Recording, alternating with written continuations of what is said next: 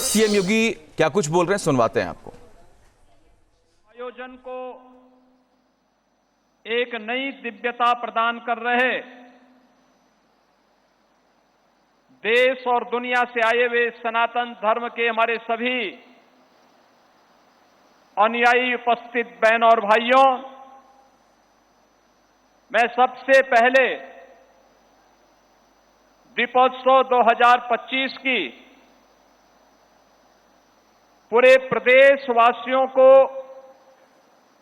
हृदय से बधाई देते हुए आज के समारोह में उपस्थित अयोध्या धाम में आयोजित होने वाले इस समारोह में पूज्य संतों का, सम्मानित अतिथियों का, श्रद्धालु जनों का हृदय से स्वागत करता हूं, अभिनंदन करता हूं।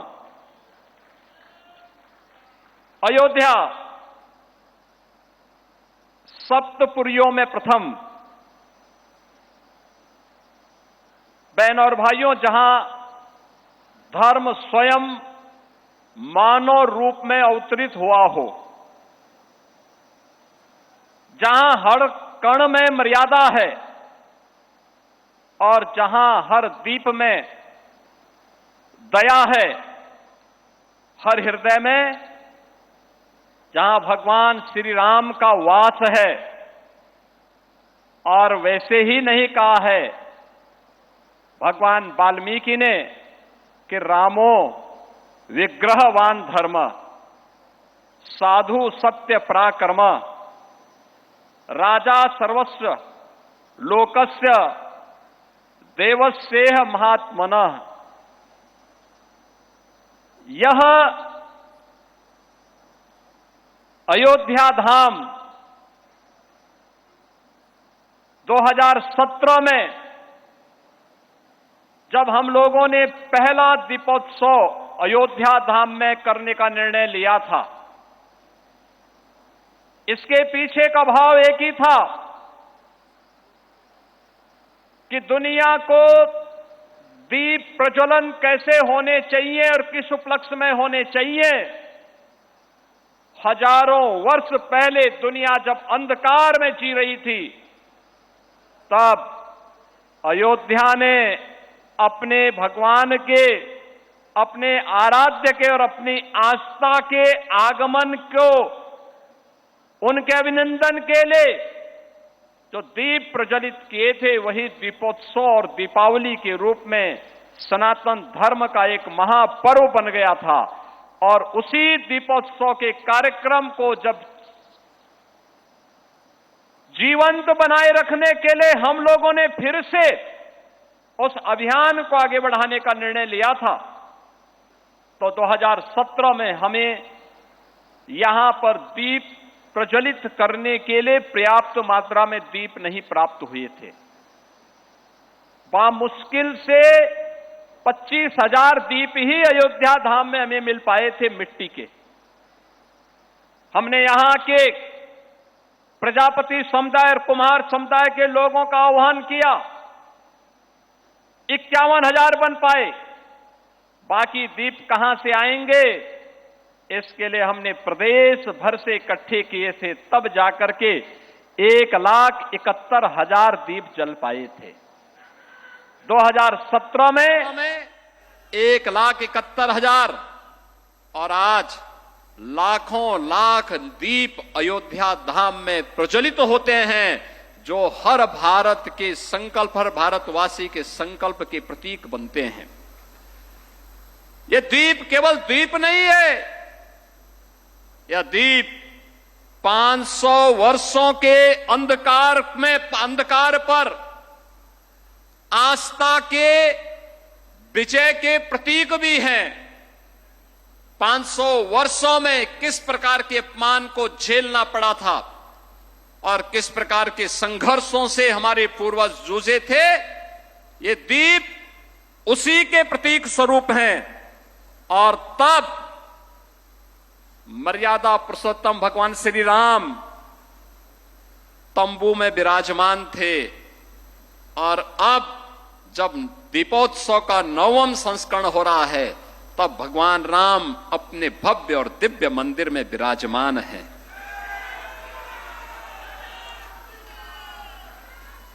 हर दीप हमें एक याद दिलाता है, सत्य परेशान हो सकता है, पराजित नहीं हो सकता। सत्य की नियति होती है विजयी होने की, और विजयी होने की उस नियति के साथ सनातन धर्म 500 वर्षों तक लगातार संघर्ष करता रहा, और उस संघर्ष की परिणति है आज अयोध्या में। उन संकल्पों की परिणति स्वरूप अयोध्या में भव्य और दिव्य मंदिर का निर्माण। बहनों और भाइयों, सदियों तक विदेशी आक्रांताओं ने भारत भूमि को पवित्र करने के लिए सारे यत्न किए, सारे षड्यंत्र किए। आस्था के प्रतीकों को तोड़ा गया, अपमानित किया गया, आस्था खंडित हुई, लेकिन श्रद्धा डिगी नहीं, वो अविचल रही। 1947 में जब देश आजाद हुआ, तब भी हर भारतवासी के मन में एक तमन्ना थी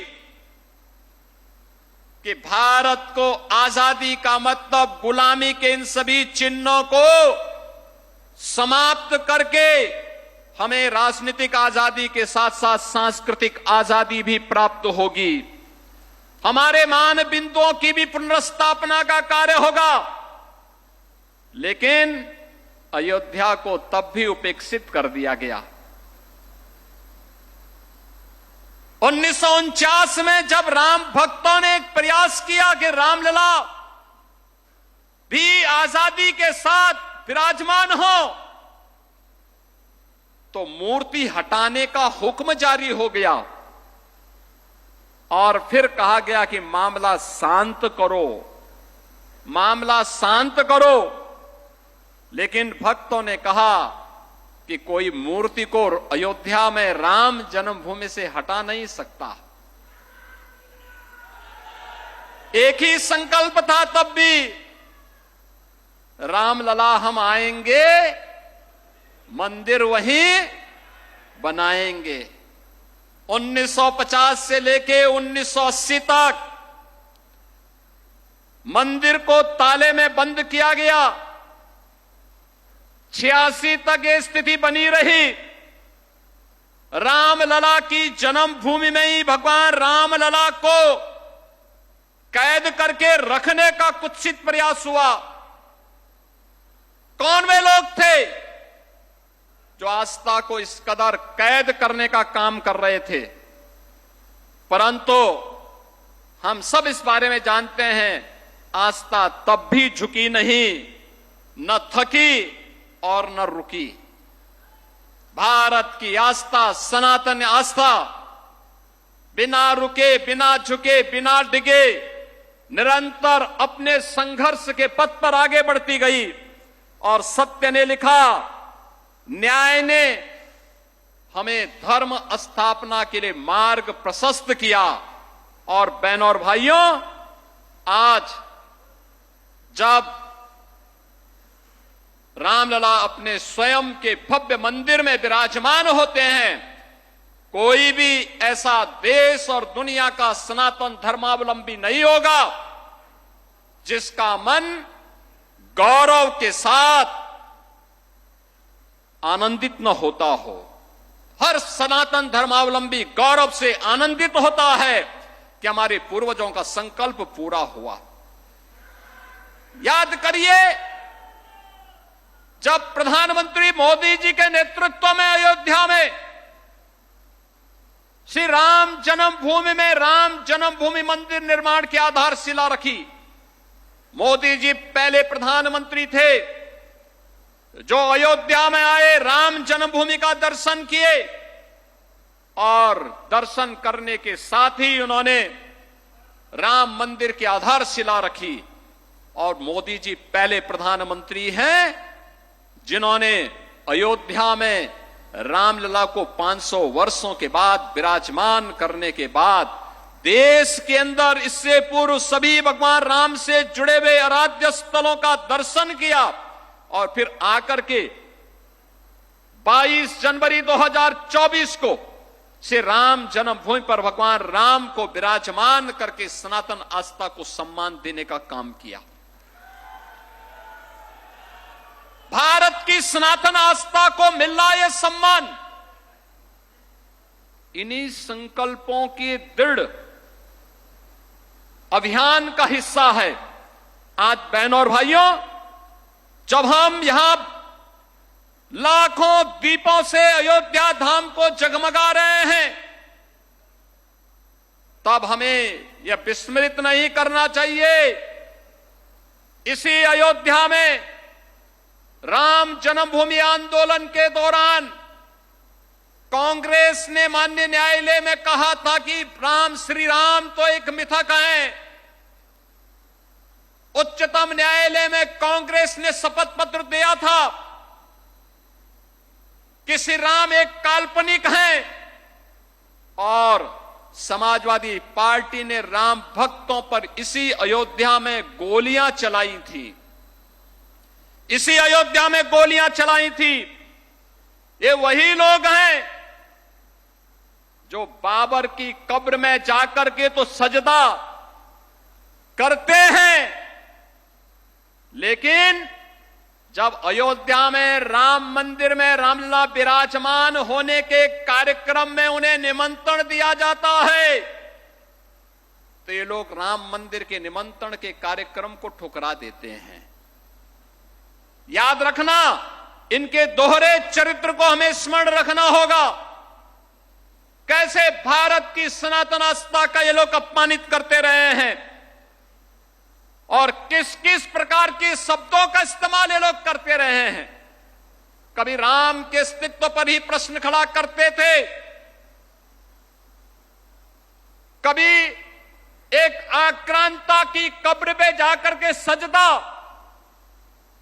करने का कार्य करते हैं और फिर भारत की आस्था को अपमानित करने के लिए कोई भी कोर कसर इन्होंने नहीं छोड़ा।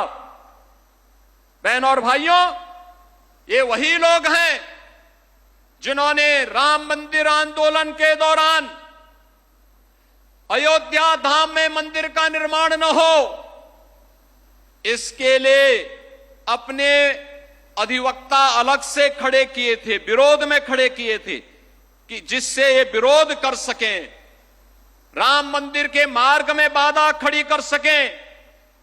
लेकिन आज हम कह सकते हैं उन्होंने गोली चलाई, हम अयोध्या में दीप जला रहे हैं। उन्होंने ताले लगवाए और पूज्य संतों के आशीर्वाद से आज अयोध्या में राम भक्तों के संकल्पों का एक प्रतिफल है। अयोध्या में भगवान राम का भव्य मंदिर का निर्माण हो गया है। इन्होंने अयोध्या की पहचान को मिटाया था, अयोध्या को फैजाबाद बनाया था। हम लोगों ने अयोध्या की पहचान को अयोध्या के साथ जोड़ करके इसको फिर से अयोध्या धाम बनाने के कार्य के साथ हम आपके साथ जुड़े हैं। यह दीप इस बात की गवाही दे रहा है कि आस्था को कोई राजनीति कैद नहीं कर सकती। ये वही लोग हैं जो अंग्रेजों के फूट डालो राज करो की नीति पर को अपना करके आज भी जातीय विद्वेष पैदा करने का काम कर रहे हैं, जाति जाति के बीच में लड़ाने का काम कर रहे हैं। गुलामी के कालखंड में जिस प्रकार की गई थी,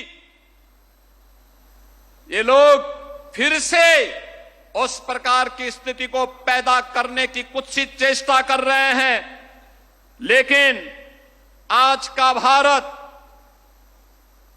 पिछले 11 वर्षों में एक भारत श्रेष्ठ भारत के रूप में अपने आप को स्थापित किया है। आज भारत विकास भी कर रहा है और विरासत का संरक्षण भी कर रहा है। विरासत और विकास का यह अद्भुत संगम आज अयोध्या में हम सबको इस रूप में देखने को मिल रहा है। 17 से 25 के बीच की इस यात्रा को मात्र 9 वर्षों में आपने देखा होगा 25-50 हजार दीप जिस अयोध्या में नहीं मिलते थे, इस बार 26 लाख से अधिक दीप तो केवल अयोध्या धाम में प्रज्वलित हो रहे हैं। और अगर पूरे प्रदेश भर के अंदर मैं इसकी गणना करूं तो मैं कह सकता हूं कि कम से कम पूरे प्रदेश के अंदर ही 1,51,00,000 दीप अकेले दीपोत्सव के दिन पर जल रहे हैं। और ये जो दीप मैं आज कह रहा हूं, 26 लाख तो केवल राम जी की पेड़ी से राम जन्मभूमि और राम घाट, नया घाट आदि में प्रज्वलित हो रहे हैं। जो आश्रम हैं, मंदिर हैं, मठ हैं, उनमें अलग से दीप प्रज्वलन होने का काम हो रहा है। वे अलग से आश्रम वासियों की ओर से, पूज्य संतों की ओर से भगवान राम के आगमन पर, अयोध्या आगमन पर आज जिस भव्य रूप में इस कार्यक्रम को आगे बढ़ाया जा रहा है, यह हम सबके उन संकल्पों को आगे बढ़ाने का कार्य है। बहनों और भाइयों, ये लोग भारत की आस्था का अपमान किस कदर करते थे। अयोध्या को पहचान के संकट से गुजरना पड़ा था, लेकिन आज अयोध्या को पहचान के संकट से नहीं गुजरना पड़ रहा है। आज तो अयोध्या आस्था के साथ साथ टूरिज्म डेस्टिनेशन का दुनिया का बेहतरीन केंद्र बना है। जिस अयोध्या में कुछ चंद हजार अगर श्रद्धालु आते थे, अव्यवस्था और गंदगी का एक अंबार दिखाई देता था। और अब हर वर्ष 6 करोड़ से लेकर के 10 करोड़ श्रद्धालु अकेले अयोध्या धाम में आ रहे हैं। 6 करोड़ से लेकर 10 करोड़। ये नई अयोध्या है। ये अयोध्या जिसको प्रधानमंत्री मोदी जी का संकल्प के अनुरूप हम लोगों ने तय किया है, ये अयोध्या अब दुनिया की वैश्विक आध्यात्मिक राजधानी के रूप में अपने आप को स्थापित करेगी। ये अयोध्या भारत की आस्था की राजधानी के रूप में अपने आप को स्थापित करेगा। अयोध्या में सब कुछ होगा जिसको हम लोगों ने अलग अलग थीम के साथ यहां विकसित करने का निर्णय लिया है। सुगम्य अयोध्या भी है तो सुरम्य अयोध्या भी, सक्षम अयोध्या भी तो स्वच्छ और आयुष्मान अयोध्या भी, सांस्कृतिक और आधुनिक अयोध्या भी है तो भावनात्मक अयोध्या भी। आज हर भारतीय आस्था को यहां पर देखने को मिल रहा है। आज दुनिया यहां पर दर्शन करने के लिए आ रही है। आप अयोध्या में श्रद्धालुओं से पूछे तो कश्मीर से लेके कन्याकुमारी तक, कोहिमा से लेके कच्छ तक, भारत के हर राज्य का श्रद्धालु बड़ी आस्था के साथ आता है। दुनिया के अंदर जहां कहीं सनातन धर्मावलंबी रहता है, वह भी बड़ी आस्था के साथ यहां आता है और दुनिया के इस वैश्विक आध्यात्मिक राजधानी का दर्शन करके अपने आप को गौरव की अनुभूति करता है। बहन और भाइयों, राम राज्य की अवधारणा थी, नहीं दरिद्र को दुखी न दीना, नहीं कहो अबुद न लक्षण हीना। आपने देखा होगा आज नए भारत में सब हम सबको देखने को मिल रहा है। जब एक गरीब के घर में शौचालय बनता है, एक गरीब को उसके सिर को ढकने के लिए छत मिलता है, एक माता को जब उसके घर में रसोई जलाने के लिए उज्ज्वला योजना का कनेक्शन मिलता है, एक गरीब को 5 लाख रुपए की स्वास्थ्य बीमा का निशुल्क बीमा का कवर प्राप्त होता है, जब 80 करोड़ लोगों को कोरोना कालखंड से लेकर के लगातार 80 कोटि लोगों को निःशुल्क राशन की सुविधा का लाभ प्राप्त होता है, जब नौजवानों के लिए रोजगार की सुविधा उपलब्ध होती है, अन्नदाता किसानों के लिए तमाम प्रकार की सुविधाएं, उसके खेत में सिंचाई की सुविधा हो, उसको तकनीकी जानकारी हो, अच्छी क्वालिटी के बीज हो, या उसको बीज के बाद फसल को बाजार तक पहुंचाने की गारंटी हो, जब ये प्राप्त होती है, जब स्वदेशी का आह्वान करके प्रधानमंत्री मोदी जी हर भारतवासी को अपने हस्तशिल्पी और कारीगरों के सम्मान करने का आह्वान करते हैं, तो भारत की हर प्रतिभा अपने अपने क्षेत्र में आत्मनिर्भर भारत और विकसित भारत की संकल्पना के साथ जुड़ता है।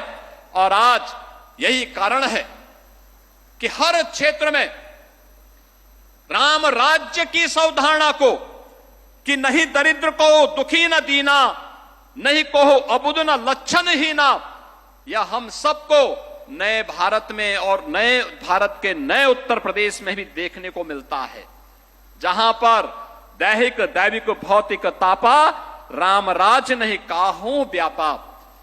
यह आज हम सबको देखने को मिल रहा है। बहनों और भाइयों, आज वही उत्तर प्रदेश है जिस उत्तर प्रदेश में भगवान राम के राम राज्य में तीनों प्रकार के दुखों के लिए कोई स्थान नहीं। वो तीनों प्रकार का दुख उसके पास दैवीय आपदा से निपटने के लिए भी प्रभु की कृपा है, उसके पास भौतिक तापों से निपटने के लिए भी किसी प्रकार की कोई आपराधिक घटना न हो, कोई किसी प्रकार की उग्रवादी घटना के शिकार न होने पाए, किसी प्रकार की अराजकता का शिकार न होने पाए, इसके लिए भी प्रभु की कृपा, और साथ साथ किसी प्रकार की बीमारी को भी समाधान करने के लिए नए भारत में आयुष्मान भारत की सुविधा, बीमारी के उपचार के लिए, आध्यात्मिक दुख के निदान के लिए। और उत्तर प्रदेश में आपने देखा होगा सुरक्षा का एक मॉडल, हर व्यक्ति उत्साह और उमंग के साथ त्योहारों के साथ जुड़ा हुआ है। क्या 2017 के पहले इस प्रकार का उत्साह और उमंग होता था क्या? पर्व और त्योहार आते थे, लोगों के मन में एक आशंका आती थी, वह आशंका होती थी पता नहीं कहां दंगे हो जाएं, कहां पर हमारे दुर्गा मूर्ति के पंडालों में, लक्ष्मी मूर्ति के पंडालों में आगजनी की घटना हो जाए, कहां रामलीला में उपद्रव कर दिया जाए, कहां पर गुंडों की फौज आकर के पूरे वातावरण को प्रदूषित कर ले। ये लगातार इस प्रकार के वातावरण को खराब करने का कुत्सित चेष्टा होती थी, लगातार इस प्रकार का दुष्प्रचार होता था। लेकिन बहनों और भाइयों, आपने देखा होगा 2017 के बाद हम लोगों ने प्रभु श्री राम को अपना आदर्श माना, हम लोगों ने उनके इस आदर्श को अपने जीवन का मंत्र माना, जिन्होंने दंडकारण्य में प्रवेश करते ही ऋषि मुनियों के उस समय के जो स्थितियां थी, जो राक्षस आतंक पैदा किए हुए थे, जिन्होंने अराजकता पैदा की हुई थी, जिन्होंने पूरे दंडकारण्य के आश्रमों में, जहां भारत के शोध का, भारत के विज्ञान और ज्ञान और विज्ञान और अध्यात्म का एक बेहतरीन केंद्र था, जिन राक्षसों ने उस पूरे क्षेत्र को एक वीरान क्षेत्र और शमशान बनाने का काम किया था, उन सब के लिए भगवान राम का जो संकल्प था, वह संकल्प आज भी हम सबके जीवन का मंत्र है। भगवान राम ने उस समय राक्षस विहीन करने का, आतंक विहीन करने का जो संकल्प उस समय दंडकारण्य के लिए और पूरे आर्यावर्त के लिए किया था, वही आज हम सबके जीवन का ध्येय वाक्य बन गया है, हमारे जीवन का मंत्र बन गया है। और हम लोगों ने भी प्रदेश के अंदर बिना भेदभाव के योजनाओं का लाभ सबको, सुरक्षा सबको, सम्मान सबको, लेकिन किसी ने भी पर्व और त्योहार के दौरान राह चलती हुई बेटी को, किसी व्यापारी को, किसी नागरिक को छेड़ने का प्रयास किया तो जीरो टॉलरेंस की नीति के तहत सरकार मजबूती के साथ, सख्ती के साथ ऐसे तत्वों से निपटने का काम करेगी। और यही संकल्प आज भी हम सब अपने जीवन में लेकर के कार्य कर रहे हैं। आज आप 8 वर्ष के बाद देख रहे होंगे उत्तर प्रदेश गुंडा राज और माफिया राज से मुक्त है, उत्तर प्रदेश दंगा मुक्त है। एनसीआरबी के आंकड़ों में उत्तर प्रदेश देश के अंदर न्यूनतम अपराध वाले राज्यों में है। जहां भक्ति है हर शब्द में, कथाओं में छुपे हैं दिव्य रहस्य और ज्योतिष देता है जीवन को दिशा। धर्म से जुड़ी हर बातों को जानने के लिए हमारे चैनल स्तुति को सब्सक्राइब करें। चैनल पर जाने के लिए इस लिंक पर क्लिक करें।